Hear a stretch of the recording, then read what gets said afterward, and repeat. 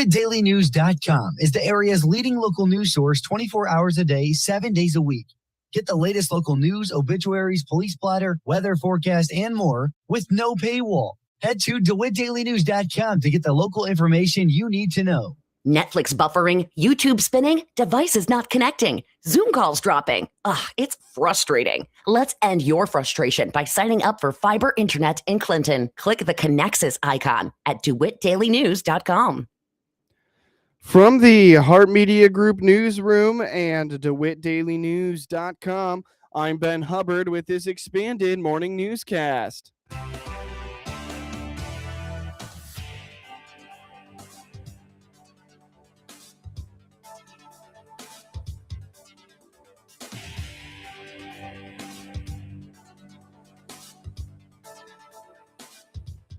Good morning and thanks for being with us. I'm your host today, Ben Hubbard. The news is brought to you by Baum Chevy Buick in Clinton, your Silverado headquarters, as well as Connexus, offering fiber internet in Clinton. Click their icon on DeWittDailyNews.com to find out more.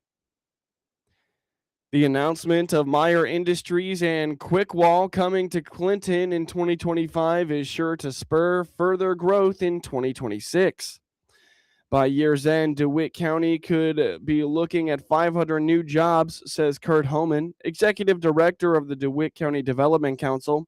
He indicates Meyer continues its search for employees, and QuickWall will soon be nearly fully operational. And I think ultimately double or triple that original number. No kidding. Is where we'll end up. And by the way, the 2 days for the job fairs were very successful. Mm-hmm. But if people did not make it out, I would encourage them still to apply for those positions, because they are going to, on a monthly basis, continually add employees until they get to that number that they feel like they need. Sure. So if you missed them, don't not apply. Mm-hmm. Please do. I think 500 is the number between those two. That's fantastic. So yeah, QuickWall. Some of those folks will commute in, but existing employees will commute. They won't necessarily. But over time, obviously, more and more people will relocate here, especially with some housing. And regardless of that, people are still going to shop here that are here working. Mm-hmm. Just how it works, whether it's gas, groceries, fast food, whatever it is. Sure. Homan indicates the announcements of QuickWall and Meyer last year have already created momentum in new business, likely coming to Clinton in 2026. While he cannot talk about it, he says announcements could be made, quote, very, very soon. Obviously, housing, again, is a huge focus, but, our primary focus has always been business and bringing in new business, helping business expand, and helping business stay open. Those are our three primary objectives that we always carry over, and that continues certainly. Mm-hmm. So we didn't take away from any of those things with housing. We really added to it. So you will see, with TIF districts, part of what we're lining out, of course, is where is that commercial growth going to go? Mm-hmm. With the additional, the manufacturing positions. You're bringing in new people, that's going to attract additional business, and it already has attracted additional business that will be showing up very, very soon. Mm-hmm. And so again, all of that is in the planning and development stages for sure. Additionally, Homan anticipates dirt being moved this year for more housing development in Clinton as the city pursues TIF districts for both residential and business districts. He feels there was a lot of positive excitement in Clinton for what is happening and what is to come. Coming up shortly on this expanded newscast, unseasonably warm weather getting people out to local parks. Research from a University of Illinois graduate student hopes to better understand crop beef cattle operations. A key goal is to find the right balance in grazing and harvesting cereal rye made in rotation between corn and soybean crops and what can impact these plants. Grady Gullickson, a graduate student in the Department of Animal Sciences, is leading the project. He says it involves experiments with livestock on farmland, which has corn and soybean plants. And last spring, we had a lot of work being put into should we graze or should we harvest the cereal rye that we have on this corn soybean rotation, and seeing if there's any benefits and hopefully hardly any detriments to that. And we're able to put about 20 cows on 10 acres for 17 days and just calculating how much forage mass are we getting from that. But alongside, we're also harvesting, and what we did was wet bale the cereal rye. And ultimately, you can feed it any time of the year. And what are some advantages and disadvantages to that? And when you're working with this stuff, weather is always a big factor to that. And it was something we ran into, but it just kind of shows the year-to-year differences. And what you get one year might be different than the next. But we were able to get some grazing days from those cows, but we're also able to harvest those bales, and we can feed it any time of the year. This methodology puts the project at the mercy of the weather, which requires adjusting, just like in the real world.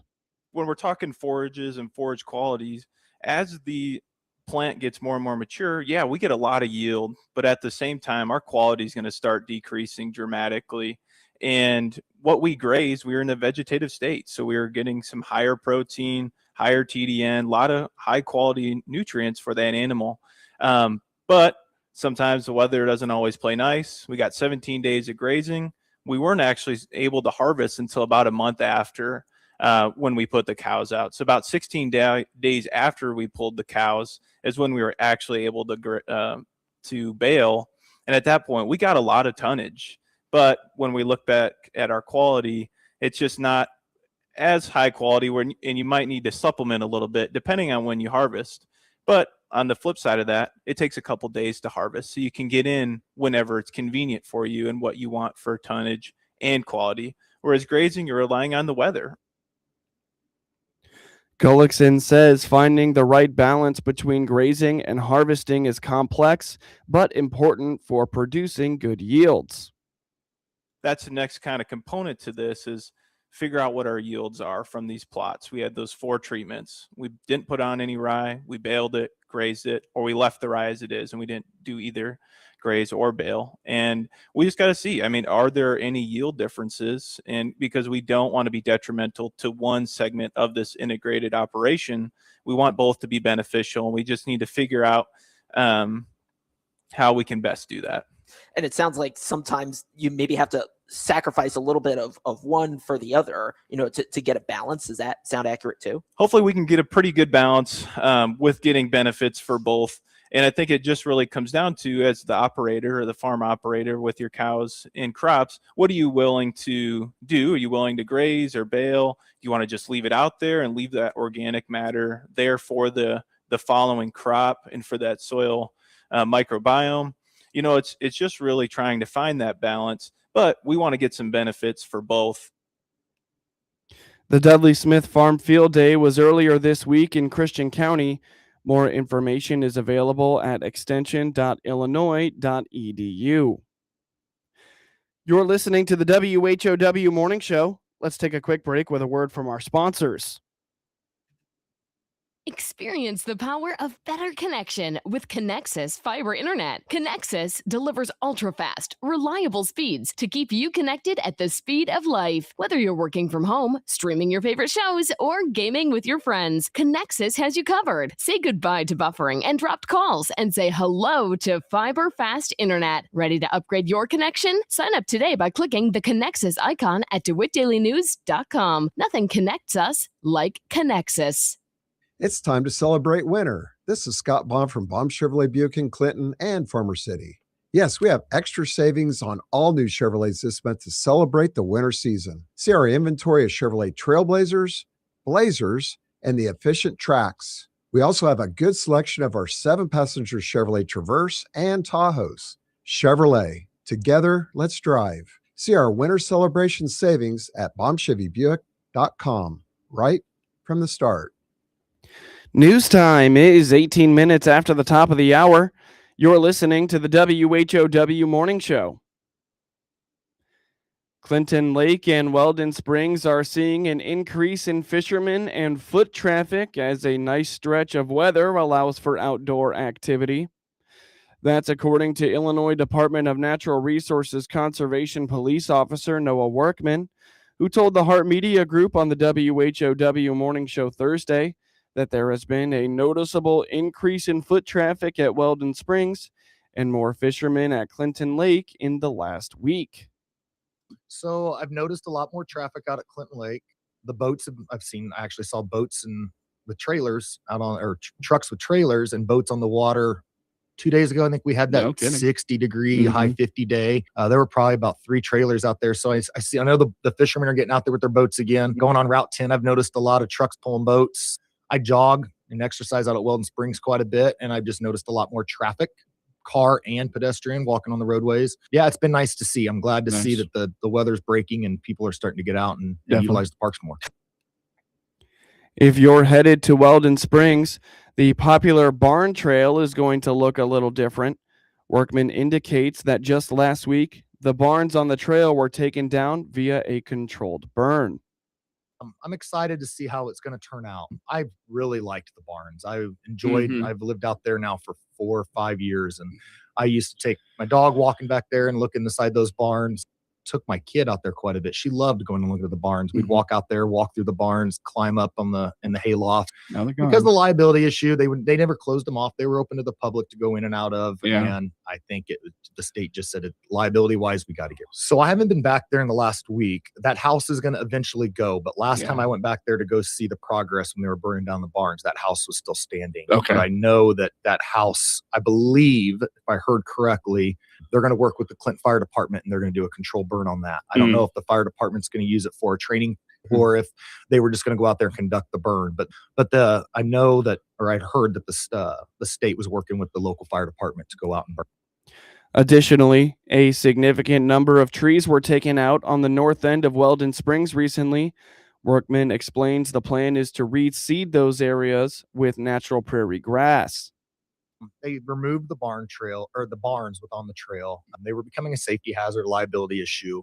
They were old. I think they had to be 100 years old. They did a controlled burn. I think it was last week, over the last 2 weeks. Yeah, they've removed them. And then before that, they brought in a heavy equipment and hydroaxed all that invasive trees. So back there, it is completely unrecognizable. So it's on the north side of the Weldon Springs. So if you go over the park offices, it's everywhere north of there up to, I think it's the Graves property that borders it. All that back there. They took a hydroax in there, took all of the invasive trees, it chipped everything. And the long-term 2-year plan for them is they're going to reseed it and it's going to grow up to look like the prairie grass over by the schoolhouse trail. They're still going to cut out trails for people to walk on and enjoy, but it might take a year or two because right now it is just littered with wood chips from taking out all that alamala. And they did a little touch-up areas where they had some heavy amount of invasive trees. They brought they had the hydroax machine there. They went ahead and utilized the gentleman there to whack out some other areas. Officer Workman indicates the lake is seeing an uptick in fishermen recently. With boat ramps now clear of snow and ice, ramps are starting to see more activity as well.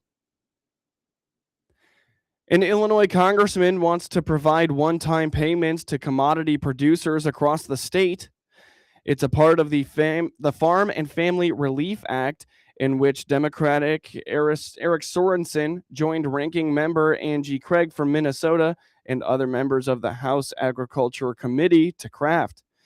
The bill aims not only to provide one-time payments to row crop commodity producers, but also to delay for 4 years the cost shift of SNAP benefits to states. We need to make sure that we're putting this on the forefront. We're putting it on the front burner because, look, the cost of food, it ain't going down. Farmers are not right now looking ahead to the 2026 growing season. Things aren't any better than they were last time. Let's make sure that our row croppers that actually can be solvent so that we can make sure that they can send their it's really personal to a lot of centennial farmers that they can pass down their farm to the next generation. Sorensen is in his second term in the House of Representatives. Another strong class for the Illinois Ag Leadership Foundation. Among the class of 2027 fellows is Terry Foster, who works for the Mash-Offs, one of the leading hog production companies in North America. I guess probably the first thing that I would mention is just how incredibly purposeful, this program is. And when I say purposeful, I just mean that the team that has put together these sessions, every piece of it is just so, like, it's there for a reason. Every single speaker, every single connection, there's definitely no filler. They're not just putting stuff in here to keep the time passing.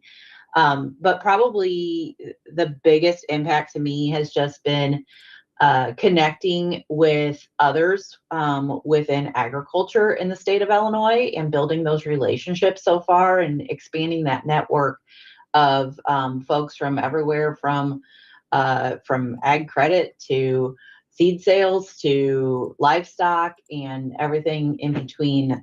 So that's probably been the two biggest great things, for me that I've connected with. The Illinois Ag Leadership Foundation was founded in the 1980s. More info at agleadership.org. Although not as well known as roses or other common Valentine's Day flowers, a variety with heart-shaped leaves and Valentine colors is gaining popularity as bouquet options for a loved one. Rod Bain reports.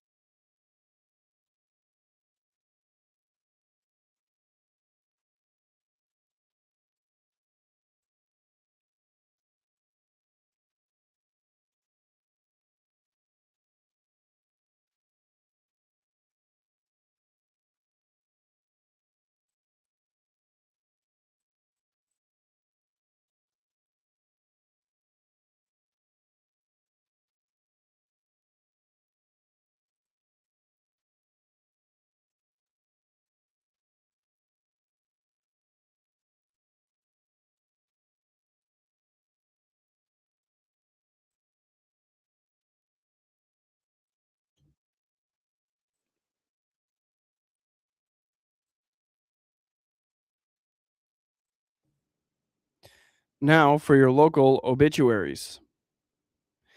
Neil S. Nichols, 84, of Maroa, passed away at 5:55 a.m. February 8th, 2026 at HSHS St. John's Hospital in Springfield.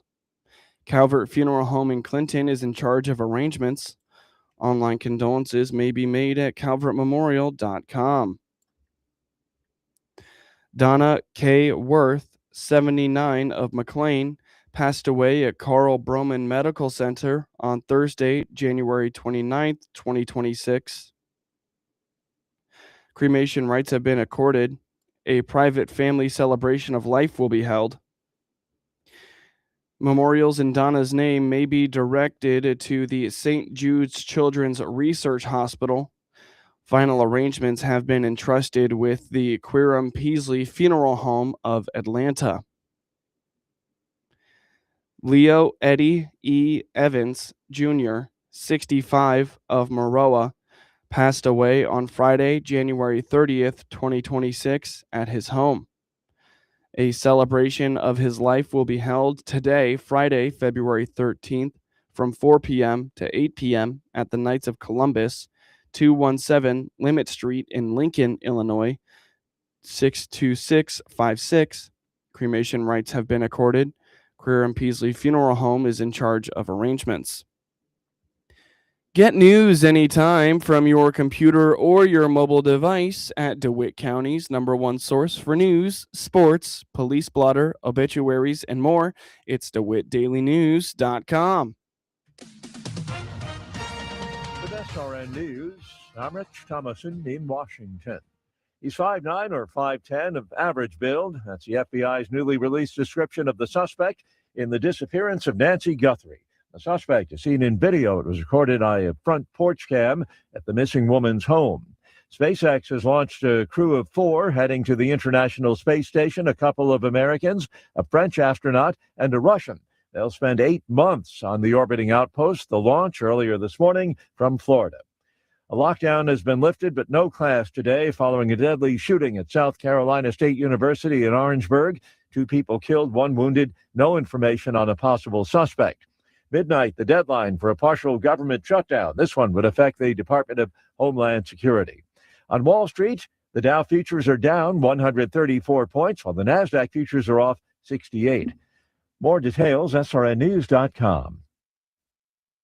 Wesley Financial Group is not a law firm. Ask yourself this question. Is it really worth holding on to that timeshare that you know you need to get rid of? Here's the truth. The average maintenance fee just went up over 17%. That could have been 117%, and there's nothing you can do about it. When you buy a timeshare, you give them a blank check for annual maintenance and assessment fees. I'm Chuck McDowell, founder of Wesley Financial Group. For 15 years, I've helped over 50,000 families cancel their timeshare. Not sell it, not transfer it, cancel it. Did you buy a timeshare because they told you it was a great investment and your maintenance fees would never go up? That's a lie. Are you ready to get rid of your timeshare once and for all? Simply call us and I'll send you our timeshare exit kit that explains all your options for cancellation. Call Wesley now for your timeshare exit kit. 800-366-6161. That's 800-366-6161. 800-366-6161. From the Hart Media Group Sports Desk, IL Sports Wire, and DeWittDailyNews.com, I'm Ben Hubbard with this local sports report.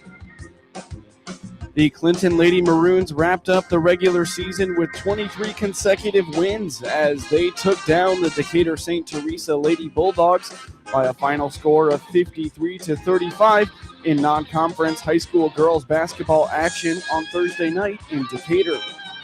St. T kept the game close through the first quarter, trailing 11-8 after the first. Clinton took control from there, outscoring the Lady Bulldogs 33-19 through the second and third quarters. Harley Anderson led all scorers with 23 points, including 12 points from beyond the arc. She bounced back after scoring 12 points in total in Wednesday's outing against Cerro Gordo Vermont. Avery Smith added 14 points and Lila Kluber had 9. Sol Corley led the way for St. Teresa with 13 points. Maya Howley added 8 points. With the win, Clinton improved to 27-4 and heads to the postseason on a 23-game win streak. The Lady Bulldogs fall to 13-12. Clinton will start the postseason as the 2 seed in the El Paso Gridley Regional. They will take on the winner of tomorrow's matchup between Maroa Forsyth and Sangamon Valley. Tip-off is 6 p.m. on Tuesday. Hear the action on WHOW and all its digital platforms. The Monticello Lady Sages beat the Danville Lady Vikings by a final score of 51-44 in non-conference high school girls basketball action on Thursday night in Danville. Monticello led 12-11 after the first quarter and grew the gap to 23-19 at the half. They outscored the Lady Vikings 28-25 in the second half. Allie Widener paced Monticello with a double-double, scoring 17 points and grabbing 11 rebounds. Maddie Melton had 14 points and was just one rebound short of a double-double with 9. Monticello finishes the regular season with a record of 17-14, while Danville falls to 10-17. The Lady Sages will begin their postseason run as the 4 seed, and when they take on 5th-seeded Prairie Central on Monday. Tip-off is at 7:30 p.m. in Fairbury. Hear the action on 95.9 FM WEZC and online at DeWittDailyNews.com. Tune in tonight as the boys take on Champaign St. Thomas More at the Seaver Center. Tip-off is at 7 p.m. Hear the boys' regular season action on WEZC and online at DeWittDailyNews.com.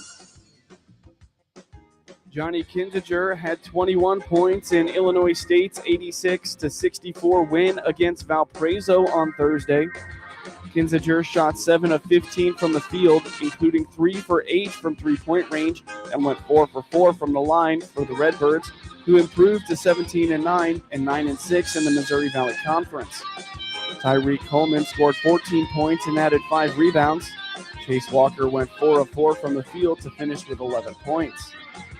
JT Pettigrew led the way for the Beacons with 17 points, 13 rebounds, and 2 blocks. The Beacons fall to 13-13 and 7-8 in the Missouri Valley Conference. Valparaiso also got 13 points from Brody Whitaker. Rakim Cheney also had 10 points and 2 steals. Led by 11 points from Walker before the break, Illinois State entered halftime tied with Valparaiso at 34. Kinzinger led his club in second half scoring with 13 points. Former Oklahoma City Thunder forward Ousmane Dieng had 19 points, 11 rebounds, and 6 assists and 4 blocks, and the Milwaukee Bucks beat the Oklahoma City Thunder 110-93 on Thursday night. The Thunder traded Dieng just before the deadline. The 6'9" Frenchman was the G League Finals MVP as the Oklahoma City Blue won the championship in 2024 and a Thunder reserve. Both teams were missing important pieces. Milwaukee coach Doc Rivers was out attending a funeral, and assistant Darvin Ham filled in. Bucks All-Star Giannis Antetokounmpo was out with a right calf strain. Oklahoma City played without reigning MVP Shai Gilgeous-Alexander and co-star Jalen Williams. Both will be reevaluated after the All-Star break. AJ Green scored 17 points for the Bucks, and Bobby Portis added 15 points and 12 rebounds. Isaiah Joe scored 17 points, and Chet Holmgren added 16 and 13 rebounds for the Thunder, who are coming off road wins against LA Lakers and Phoenix. Nikola Topic, who had not played this season after being diagnosed with testicular cancer, made his NBA debut. The number 12 pick in the 2024 draft, who also missed his first season with a torn ACL, entered the game late in the first quarter and received a loud ovation. Topic scored his only basket on a shot from near the free throw line early in the second quarter. He finished with 2 points, 1 rebound, and 1 assist in 12 minutes. Milwaukee controlled most of the first half, but a flurry by Holmgren kept the Thunder relatively close. Holmgren scored 11 points in the final 3 minutes and 10 seconds of the first half, but the Bucks led 67-55. Milwaukee extended its lead in the third quarter, holding the Thunder to 16 points and taking an 89-73 lead in the fourth. The Bucks extended their lead to 24 points in the final period. The Bucks are at New Orleans on Friday, February 20th, while the Thunder host Brooklyn on Friday, February 20th. In other NBA games, just last night, the Portland Trailblazers took down the Utah Jazz 135-119, and the LA Lakers beat the Dallas Mavericks 124-104. Get highlights of your local high school program by finding IL SportsWire on your preferred social media platforms, and get local sports anytime from your computer or your mobile device at DeWitt.